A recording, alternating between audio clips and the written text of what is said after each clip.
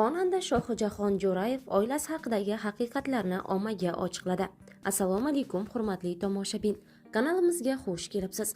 Videoroliklarimiz ostida bir dona like hamda podpisatsiya tugmachasini bosib qo'yishni yodingizdan chiqarmang. Xonanda Shohijahon Jo'rayev Chotki TV YouTube kanaliga otasi bilan orasini buzmoqchi bo'lishgani hamda uning so'zlari hamda maqsadi noto'g'ri talqin qilingani haqida intervyu berdi. Oilasi haqidagi sirlarni ommaga ochiqladi. Biz otam bilan shu darajada yaqin edikki, sahnada bir qarashlarini o'zidayoq nima kerakligini tushunardim. Otamning sirdoshi bo'lganman. Bosh farzand bo'lganim uchun ham juda erta otam bilan mehnatni boshlaganman. Shuning uchun ko'p narsalarni ulardan o'rganganman.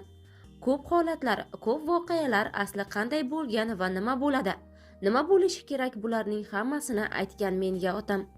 Sadoqat bilan xizmat qildim deb faxrlanib ayta olaman. Buni oxirgi, ya'ni sog'lom paytlarda qo'yilgan ikkinchi konsertdagi ikkalamizning holatimizdan ham bilsa bo'ladi.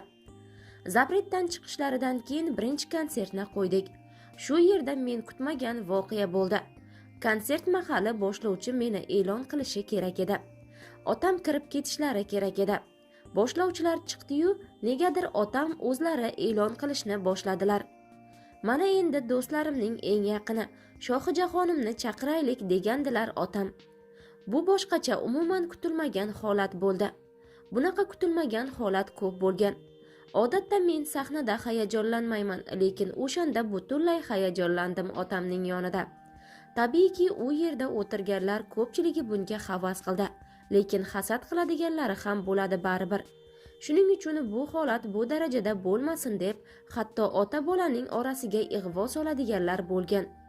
Bunga otam kasal bo'lib yotib qolganlarida qisman erishishdi ham. Otamga 20 yil taqiqda bo'lganingizga sabab bo'lgan dushmanlaring bilan Shohijahon yaqin bo'lib, hatto ularning qizlari bilan yashab yuribdi deyishgan. Otamning sog'lig'i qoniqarli bo'lmagan paytda konsert berishiga qarshi bo'lganman. Bu holatda konsert qo'yish mumkin emasdi ularga. Bu kasallikni avj oldirardi. Men shuni eshitib turib, bu mumkin emas, bunday qilmanglar, yo'l qo'ymanglar bunga desam, uni ham borib yetkazishgan.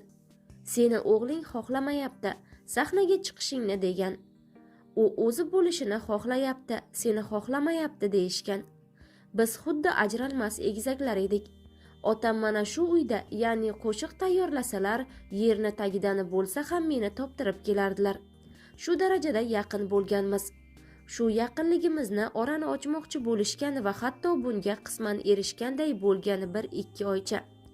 Keyin shu orada men keldim. Nimaga sen yo'qsan, nima uchun konsertga qarashmayapsan degandilar. Dada, mening yo'qligimning sababi oilam sal bo'ladi, bo'lmaydi bo'lib turibdi. Bilasiz, sizni kasalligingizda bu yerda har xil gap, janjal bo'lmasin deb turib biz chiqdik. Alohida bir yashab ko'raylik deganimizda endi, chunki alohida yashab ko'rsak, balki hayotimiz yaxshi bo'lar degan edik. U bilan ham bo'lmadi hayotimiz deganman. O'sha paytlarda oilam notinch edi. Bunga sabab meni birinchi turmushimdan o'shanda yashaydi, yashamaydi bo'lib yurgan paytlarim edi. Bo'lmadi hayotim baribir. Ajralib ketdik. Endi bo'lsa uy talashdi degan xabarlarga kelsak, bizni bolalikdan katta bo'lgan bir uyimiz bor. Xotinim bilan o'sha yerda yashab ko'rishga qaror qilganmiz. Balki hammasi yaxshi bo'lib ketar, alohida yashasak deb o'ylaganmiz. Xullas, u uyga ukrainalik ijarachi qo'yilgan ekan. Uyga joylashgan, u yo'qolib qolgan. Hech kim bilmayapti qayerdaligini. Keyin bilsak, u o'zining ishi bilan qayergadir ketgan ekan. Xullas, men uyga kirib yashamoqchi bo'ldim. Yo'l yo'rig'ini bilsak, eshikni ochib berish olmas ekan. Ijarachining narsalari bo'lgani uchun mumkinmas ekan. Nima qilish kerakligini so'rasam, sudning qarori bo'lsa eshikni ochib beramiz, kiraverasiz deyishdi. Meni propiskam shu uyda. Keyin shu uyga kirib qo'yishingizni so'rayman deb sudga ariza yozdim. Tabiiyki, u uy otamning nomida. Shu holatni odamlar otasi bilan uy talashdi deb talqin qildi. Bu gaplar ham otamning qulog'iga yetib borgan. Shu bilan bo'lmadi. Biz ayolim bilan ajralib ketdik. Dadamga shungacha aytib berdim. Dadajon, sizga uyingizni talashyapti degandilar. Bu holat mana bunday edi. Baribir yasholmadik, bo'lmadi. Shuning uchun ham kelmay turdim oldingizga. Ikkinchisi, konsert qo'yishingizni xohlamayapman hozir. 1 yil o'tsin dedim. Mana tiklanyapsiz. Yanayam sog'aying. Zo'r sog'ayganingizdan keyin doimgidek hammasini o'zim qilib beraman deganman. Otam bechora menga shoh, konsert qo'ymasak bo'lmas ekan.